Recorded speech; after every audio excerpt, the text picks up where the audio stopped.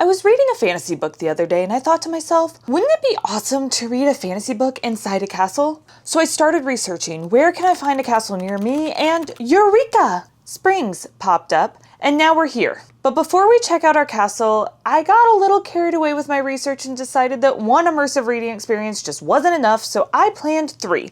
And let me tell you, that last one did not go as planned. But more on that later. Let's go tour a castle. Our humble castle is nestled in the trees of the Ozark Mountains, and after crossing the drawbridge, you open the door to the bedroom. Yes, the lighting is horrible. It's a castle. It's not made for electricity. As we keep going, there's a little kitchenette area and a toilet inside a closet. There's also a living space in the same room as the bed, MMC not included. By the way, if you hear all these book acronyms and abbreviations and you don't know what they mean, I created a free guide with the most common ones that you can grab using the link in the description or using the QR code on the screen right now. Okay, back to the tour. There's also a large porch that overlooks the trees, but as you may have noticed, we don't have a shower. So we looked around and ended up having to use the clue that they provided us in order to find the hidden door that leads to a massive walk-in shower. And if you go up the stairs to the castle tower, you find a jacuzzi tub. Now, before I share what fantasy books I brought to read, we did some side quests to get here. So we got here yesterday and we stopped at Small and Silver War Cave on our way in. And while this cave did not have the most impressive formations, Small and Silver War Cave actually has one of the largest cave entrances in the state of Missouri. It is about 55 feet high and 100 feet wide. And we also got very lucky and got to see several bats, frogs, crawfish, and even a little orange salamander. But now it's time to share the books. So I brought 2 books with me. We're only here for a couple of nights, so I don't think I'm going to get through both of them because we're doing other stuff. But I will try to get through the first one, which is Wooing the Witch Queen. This is one of the prettiest books I own. Look at this foiling on the front, the spine in the back. It's absolutely gorgeous, but that's not the only foiling. The edges have really beautiful gold foiling as well with a raven on it. Then if we take off the dust jacket, we have a beautiful purple hard case here that is really stunning. We have pretty end papers signed by the author, and then this really beautiful alternative dust jacket as well. This is basically like what if the fantasy book was told from the perspective of the villain. And so this is the first one in the Queens of Villainy series. And then the other book I brought, just because I think it deserves to be photographed inside a castle because of how beautiful it is Wings So Wicked. This book is also from the Bookish box. Both of these are the Bookish box. You know, the Bookish box takes forever to come in, but like these are just such gorgeous books. But before I read today, we are going to explore Eureka Springs. We're going to go grab some breakfast, and then I don't know what we're going to do after that. Maybe check out some springs, maybe check out one of the gardens that's here. You and I are about to find out. So after breakfast, we went downtown in Eureka Springs and explored the area. It's a beautiful old town. There are a lot of different shops you can go into. And we also checked out some of the springs that are downtown. So we went to Sweet Springs and Basin Springs Park. None of them had a lot of water flowing, but we were able to still go check them out. We took a little path, went down a gnome trail and found a little gnome house on the side of one of the buildings. And then we came back to relax, and I have been reading Wooing the Witch Queen. So I haven't gotten super duper far, but I'm on page 26, and that's actually like 4 chapters in. I'm on chapter 5. It has really short chapters, and I don't know about you, but I love a good short chaptered book. It makes it super easy to like put the book down and do something else, and it just breaks up the book a little bit more. I personally really like short chapters than long chapters. But now I can tell you a little bit about what this book is about, because it's kind of like laid the groundwork. Since this isn't a super long read, it's like 294 pages, I believe. Our queen is Queen Ziskaya, and she has taken over her uncle's rule. And she's one of the queens of villainy. We learn about them at the beginning. I'm not going to ruin their story because it's super fun. And then we have Felix. And so it's a dual POV so far. And Felix is, I want to say this right, Felix is the Archduke of Estaron. And nobody likes the king in Estaron, or however you say that. And the Queens of Villainy are trying to figure out what to do to kind of overthrow him, get him out. And they found out that the Archduke is missing. And anybody who finds that Archduke, Felix, is going to be able to make the next move in this war that's going on between the two of them. The thing is, Felix has shown up. He's in a cloak. He's disguised. The queens have no idea that he is Felix. They think he's there to take a position working in the library. First off, he's not a great wizard or sorcerer, which is what she thought. And secondly, he has no skills when it comes to being a librarian. So this is like fun and quirky, and you learn about the queen. Like, she doesn't like the social engagements. She really wasn't sure that she wanted to be queen, like all of the hoopla that goes along. She just wants to do her magic. So that's what I've got so far. It's been a fun read, and now it's time to do more of it.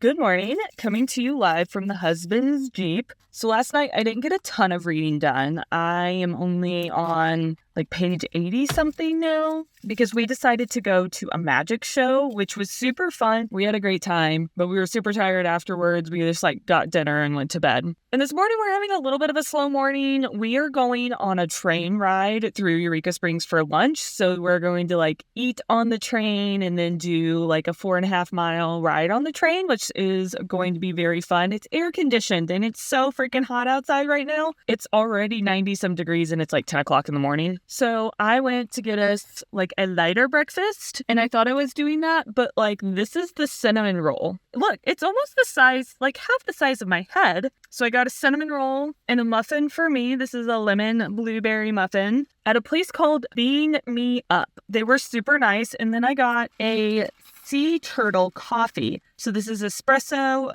caramel, dark chocolate, and then almond milk. So I haven't tasted it yet. That is super good. So I will be nice and caffeinated. When I left to go get coffee, my husband was not ready yet. So I doubt that he is ready now, which means I should have a little bit of time to read before we go on our train ride. And then I'm not sure what we'll do after that. I have a couple of ideas that'll keep us mostly cool, but still get to enjoy the sights and fun of Eureka Springs. I should tell you what's going on in the book. This is a reading vlog. I got distracted by the coffee. So good. So it's actually picking up a little bit. Like that first few pages that I shared with you already was the setup, but now we're learning more that the mother of the queen, she had some very different ideas about non-humans than most, like that they should be treated equal to humans and things like that. And she practices that in her castle, and they found some of her mom's old books in the library. She's starting to trust our librarian, who's calling himself Fabian. It's just hilarious. His name is Felix, and he's not actually a wizard. He's not actually a librarian. He's the Archduke that she is looking for. And so he's trying to play off like, oh, I'm not finding spells to find this guy. He's wearing a mask. We just had somebody else who tried to basically uncover him, and the queen defended him. And so a lot of things are happening. It's super fun. It's a very cute book. My favorite character so far, though, is the like housekeeper maid lady that also like, I think she's also a cook. Anyway, she's super offended that he's not sleeping in his bed, that he's not eating, because he's like just super focused on getting this library together. And she was like, no, you are going to be my guest, and you are going to live right, and you're going to sleep, and you're going to eat. And it cracks me up because she's just not taking anything. And she thinks he's a dark wizard, mind you, thinks he's a dark wizard. And she's just like, you're going to do what I say, and you're going to enjoy the things that I'm preparing for you. And I think it's hilarious. With that, I'm going to go enjoy my breakfast and read a few more pages before we get on a train.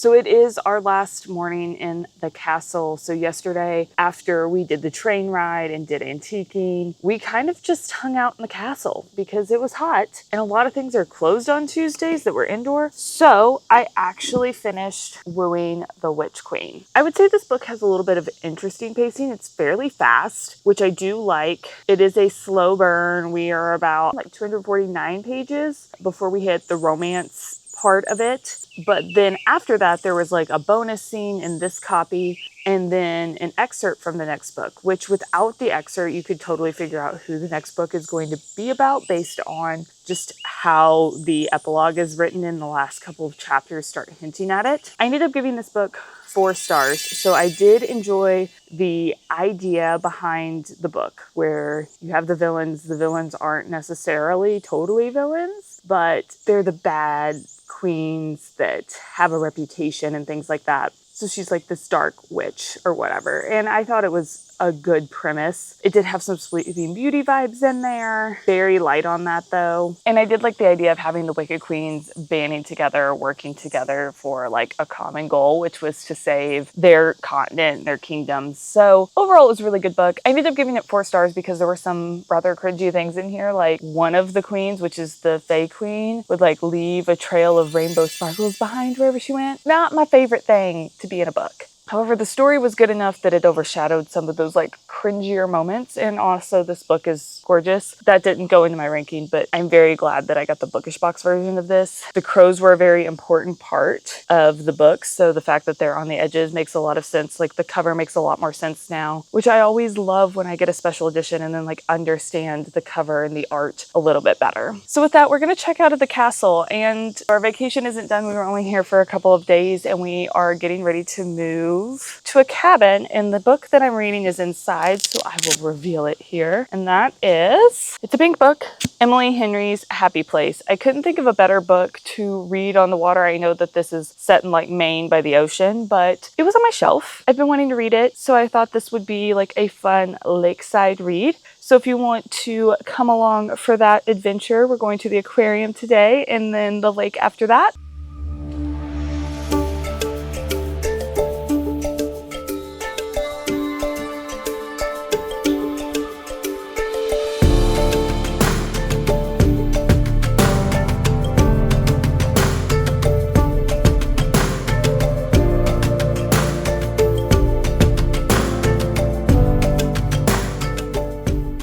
I want to give you a little bit of backstory on my Emily Henry experience and what I've read from her so far, which is one book. I read Great Big Beautiful Life, which is her most recent release at the time of recording this, and I did it for a book club, and I really did enjoy it, but it didn't feel like very much of a romance to me. I didn't actually enjoy the romance piece very much. It was my least favorite part of the book. I liked the storyline with Margaret, who was more of like a literary fiction storyline. Like, yes, there was this great big beautiful love between her and Cosmo in that book, but it was not the focus of her story. But I did enjoy the writing. I thought she was a really good writer. I thought the descriptions were good. I loved how she built the world and the location where the story was taking place. Like, I felt like I could be like walking through that island and know exactly what it looked like. So I was excited to pick up Happy Place and try that. This is more romance focused. So this is a second chance romance. It's between 2 people. I got through like 64 pages last night. And so our main female character, she is a medical resident. She's going into neurosurgery. She's been working really hard. She has this group of friends and every year they go to Maine and this is her happy place, the fictional town of Knott's Harbor. And one of the people that she met along the way through her friend group was Wynn. And Wynn and her had been engaged and they recently had called off their engagement, like not super recent, like the friends should know, but they don't know. They haven't told them yet. And so he's living in Montana. She's living in San Francisco, finishing her residency. And so they were going to tell them, they were going to alternate who was going to go. And then she shows up at her happy place, getting a break from residency, and he is there. Not only that, she finds out that they are selling their happy place, the place that they have been going, which one of her friends' parents owns. He's selling the place, so this is like their last time to do the things that they're doing in Knott's Harbor together. And not only that, 2 of the people in the friend group have decided that they are going to get married that weekend, and that's why Wen is there. And they keep bringing up the fact that like, we believe in love, we believe that you could be friends and then become a couple and stay a couple because of you guys, and they are not together. So they are in the big bedroom, which is basically like a honeymoon suite in this beautiful place, her happy place, with her ex-fiance that nobody knows is her ex-fiance, and they're afraid to say anything because they don't want to ruin the weekend for their friend that is getting married. So that's the premise of the book that I've gotten from the first 64 pages. That's the most spoilers you're going to get. Most of this you could get from the synopsis, but a little bit more detail there. So I will be reading more of this later today, but I think we're going to go check out a cave, and then we're going to probably do some hiking, outdoor stuff, maybe go fishing. But before we go exploring, it's time for a cabin tour.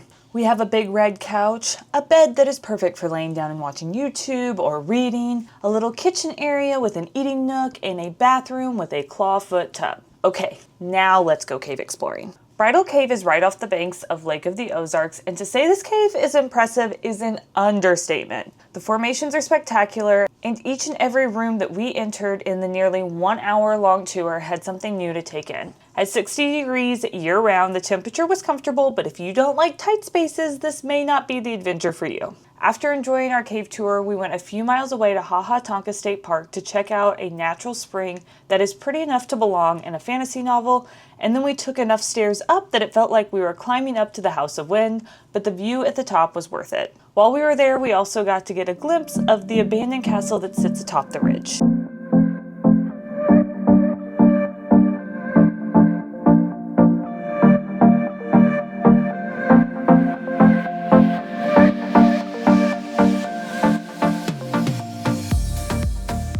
So I am currently 170 places into Happy Place. And what I've gathered from the friend group is that you have one friend who's very into herself. She's the friend that's getting married. She's completely clueless as to what's going on. There's another friend in here that I think is guessing that our main couple is maybe not doing the greatest. She hasn't necessarily guessed that they are broken up, but she has asked questions and is curious like what's going on. So I don't think everything is going to be as happy for all of the couples, maybe not all of them, but several of them at some point in this book. That lovely like third act breakup may not be our main characters because they're already broken up, but maybe somebody else in the friend group. And we are getting a lot of fun things in Maine. So one of the things that I liked about Great Big Beautiful Life is just how well the scene is set, these fictional places. And this one is no different. Like I feel like I could envision this town, what it looks like, what it's like to live there or just be there on vacation like our characters are. So I do love that. This book also has a dual timeline. So we're getting what their life was like previously and what it is now. And I think that it's done very well. It comes back and forth. So if it says Happy Place here, that is the past timeline. And then it says real life if you're in the current timeline. And I appreciate that. I read a book earlier this year that did not have any sort of way to distinguish what timeline it was in. And it actually felt like there was like 2 or 3 timelines. And I had trouble keeping it straight, like when things were supposed to happen. So I really do appreciate that the alternative timeline or the past timeline is very well defined in this book. So far, I'm really enjoying it. I mean, I can sit for hours and read this and have no problems. It's very entertaining. I don't like all of the friends. I don't think there would definitely be people that I would be friends with in real life, but the book is good. I've enjoyed it so far. So today, the lake is looking absolutely gorgeous. We have a little bit more sunshine. I'm hiding in the shade because I don't have enough sunscreen on to be out in the sun at the moment, but we're gonna get on the water and then read some more later this afternoon.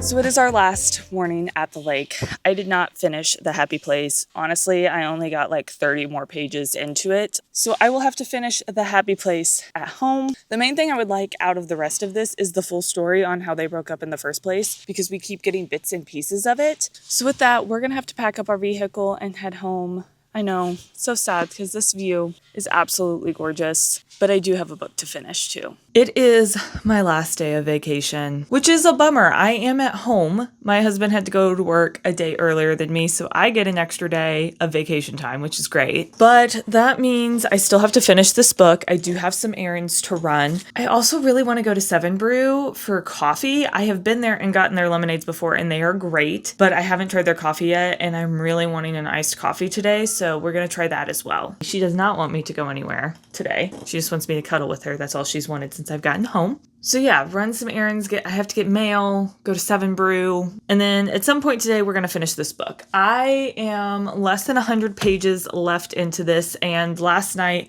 I had to stop because I was so frustrated with the characters. It's just one of those, like, if you two had just talked to each other, we wouldn't be in this situation. I know that, like, the miscommunication trope is probably, like, one of the most common ones in romance books, but gosh, it's bad when they do that, right? Like, it's horrible.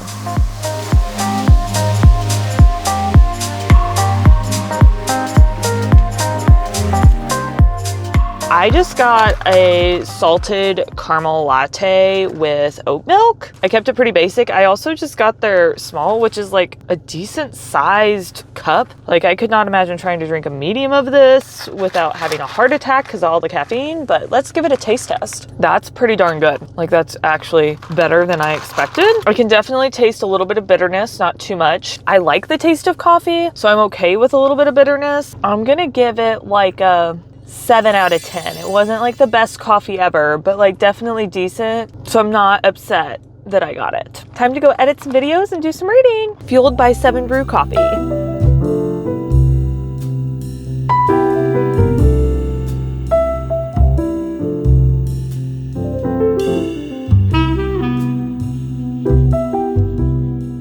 I finished the book. The last 100 or so pages was a whirlwind. There was a lot going on. There was a lot of emotions, especially for me. There were some moments in this where I felt very close to the main female lead and her feelings about things. I'm not gonna go into which things specifically, but let's just say there were some very relatable moments in this book. I will say that Emily Henry did have an author's note at the end talking about the whole miscommunication trope, if they would just communicate, but she did bring up the fact that in real life, a lot of people don't go through confrontation because they're afraid of how people are going to react, especially people that they love. And so the miscommunication trope or lack of communication trope that was in here was for that purpose and did have a role, and it does make sense. I do understand that. So I ended up giving this book 4 stars. It was good. It was not great, over the top fantastic. Like I said, I didn't love all of the characters. Some of them kind of annoyed me, if I'm going to be honest, but that did make them more real. And that's one thing I do appreciate about contemporary romances, is they don't shy away from like the annoying characters or the personality traits that people don't like.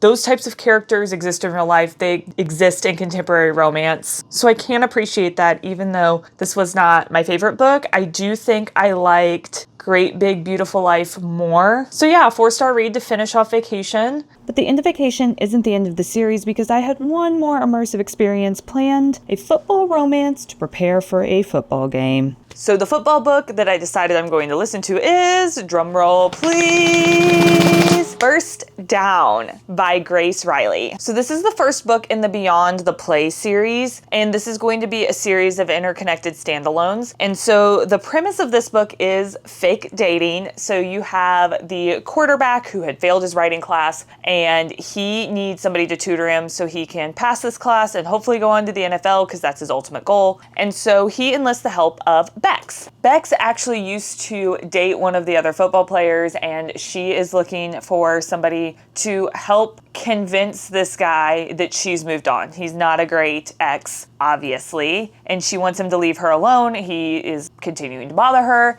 And so she was like, hey, I will help you with your writing class if you pretend to fake date me. Cool, right? I don't know. I don't do sports romances. This was the best one that I could find on Spotify, but we're gonna give it a go. So let's go for a walk and listen, and I'll see what I think. I have never in my life DNF'd a book so fast. That's right. I decided that I'm not going to finish this book. I made it 2 minutes and 40 seconds into this book and was like, I can't do it. Now, if you're wondering why, that is a very fair question. And the reason is the main male character, James, is talking to his brothers, and the way they're talking about women is awful. They also are way too into their male reproductive organs. And the amount of times I heard about them in the 2 minutes and 40 seconds that I was listening to this book was far too many for the entire book, let alone 2 minutes and 40 seconds. It's just not for me. If you liked this book, I'm glad. I'm so glad that you liked it. I did not. It's not something I want to listen to. So because I was worried that I wasn't going to like any of the football romances, it's just not my cup of tea normally, I did have a backup. So I'm going to be listening to First Meet Foul. And this one's a little bit different because there's actually two athletes. So the female main character is a soccer player and the main male character is a football player. And the premise of this one is the female main character, she is getting kicked out of her like campus housing or apartment or whatever, and she needs a place to stay, and they're looking for options, and one of the options is her brother has an empty room in his house. He just so happens to be the captain of the football team. And so she moves in with them, but the rule is like she is off limits to the other guys in the house. Obviously one of them is going to fall for her, and that is going to be our main male character. And it's a duet, I believe. Let me double check that. Yes, it is a duet.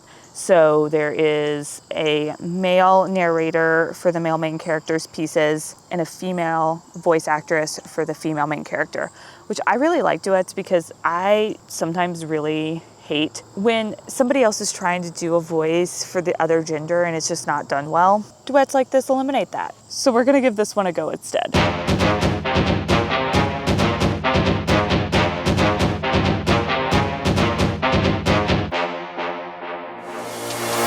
I'm DNFing my second football romance. I can't do it. I'm sorry, I just can't do it. So let me show you how far I got. So I made it 30% through. I'm on chapter 10. That was the last straw. I could not do it anymore. And the thing that got me, I wasn't really liking it to begin with. I did not like the female main character. There was an annoying ex-boyfriend. I didn't like how they handled that situation. The brother is kind of a jerk. I just didn't like the characters in the main male character. There was some weird stuff that happened that I just felt like wasn't helpful for the plot or the story. Like, I just didn't enjoy it. I was thinking about DNFing anyway, and then I hit one of my book icks. The main male character started referring to his past partners as willing females. This book is written by a woman, and I don't understand why she thinks that any woman wants to hear a male character referring to women that way. It's just gross. And I was like, that's it. I'm done. I can't do it anymore. So unfortunately, we're too close to game time. I am not starting another one. My dreams of an immersive football reading experience have come to an end, at least for this video. Even though the football romances didn't work out as planned, I still got 2 4-star books out of this video, and my love for a college football game day didn't change.